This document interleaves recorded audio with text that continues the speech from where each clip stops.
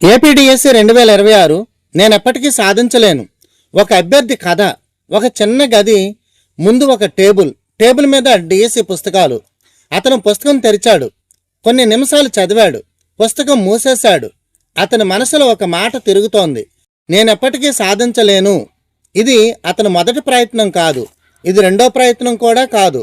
చాలా సంవత్సరాలుగా డిఎస్సి కోసం ప్రయత్నిస్తున్నాడు. ప్రతిసారి పరీక్ష దగ్గర పడితే కొత్త ఆశ వస్తుంది. ఈసారి ఖచ్చితంగా సాధిస్తాను అని. కానీ ఫలితాలు వచ్చిన రోజు ఆశ మళ్ళీ ముక్కలవుతోంది. ఆ రోజు అతను ఫోన్ సైలెంట్లో ఉంటుంది. ఎందుకంటే ఎవరు అడిగినా ఒకే ప్రశ్న, డిఎస్సిలో పోస్ట్ వచ్చిందా అని. అప్పుడు అతని దగ్గర సమాధానం ఉండదు. ఇంకో పని చూసుకో అని ఇంట్లో వాళ్ళు చెప్తారు. ఇన్ని సంవత్సరాలు ఎందుకు ప్రయత్నిస్తున్నావు అని అతని స్నేహితులు చెప్తారు.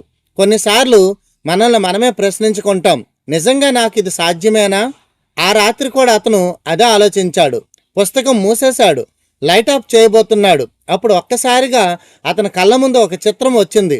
ఒక తరగతి గది, బ్లాక్ బోర్డు ముందు ఒక టీచర్. ఆ టీచర్ తానే. స్టూడెంట్స్ అందరూ కూడా గుడ్ మార్నింగ్ సార్ అని చెబుతున్నారు. అది అతని పాత కళ. అతను ఒక్కసారిగా ఆలోచించాడు, ఇంతకాలం నేను ఎందుకు పోరాడుతున్నాను?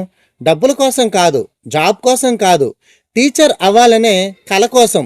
అప్పుడు అతను ఒక విషయం అర్థం చేసుకున్నాడు. విజయం రాకపోవడం వాటమి కాదు, ప్రయత్నాన్ని వదిలేయడం మాత్రమే నిజమైన వాటమి అని. అతను మళ్ళీ పుస్తకం తెరిచాడు. ఆ రోజు పెద్దగా చదవలేదు. కేవలం 10 పేజీలు మాత్రమే చదివాడు. కానీ ఒక నిర్ణయం తీసుకున్నాడు. నేను నా ప్రయత్నాన్ని అయితే ఆపను. ఆ రోజు కొంచెం, మరుసటి రోజు ఇంకొంచెం చదువుతూనే ఉన్నాడు. అలా నెలలు గడిచాయి. ఒకరోజు డిఎస్సి ఫలితాలు వచ్చాయి. అతను భయంతో ఫలితం చూశాడు. కొన్ని క్షణాలు నిశ్శబ్దం. ఆ తర్వాత అతని కళ్ళల్లో నీళ్లు. ఎందుకంటే ఆ మెరిట్ లిస్ట్లో ఒక పేరు ఉంది. అది అతని పేరు. ఒకప్పుడు నేను ఎప్పటికీ సాధించలేను అనుకున్న మనిషి ఇప్పుడు టీచర్ అయ్యాడు. అందుకే ఈరోజు మీకు కూడా నేను ఎప్పటికీ సాధించలేను అని అనిపించవచ్చు.